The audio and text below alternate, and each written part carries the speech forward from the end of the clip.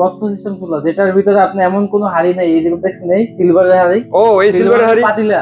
আচ্ছা, এরকম হাড়ি এটাতে বসা যায়? বসান যাবে, ডাইনে বা নড়াচড়া করবে না। ওয়াও। আগে কি করতো, আগের চুলাগুলা যে পাতিল দিয়ে সমান, হ্যাঁ ডানে বা দৌড়ে করতো, এটা সমান পাতিল হোক, সিলভারের হোক, দস্তা হোক, অ্যালুমিনিয়াম হোক, যে কোনো ধরনের পাত্র এটাতে বসে রান্না করতে পারে। 75% fast cooking, 80% cost saving, 90% energy saving. Energy saving. এই যে বডিটা ভাঙা ফাটার কোনো ভয় নাই।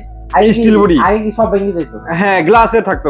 এইটা হচ্ছে সিরামিক, ভিতরে ইলেকট্রিক চুলা মানেই গ্লাসের বডি। এই বডিটা সিরামিকের। আচ্ছা, আর এই যে বডিটা দেখতেছেন এটা স্টিলের বডি। এগুলো ভাঙা ফাটার কোনো ভয় নাই, রিল্যাক্সে নিশ্চিন্তে। আচ্ছা, স্টিল আবার শক টক করবে কিনা ভাই? শক খাওয়ার কোনো চান্স নাই। গরম হবে না? বা স্টিল হালকা পাতলা গরম হবে। আচ্ছা, একদম ইজি চালানোর নিয়ম। এই যে এখানে প্রেস করবো, এই যে অনেক প্রেস করবো, এখানে চাপ দিয়ে করবো, গুলে দেবো। 2500 ওয়াট পর্যন্ত চলবে। এই মাঝখানে জায়গাটা এখন হিট হয়ে যাবে।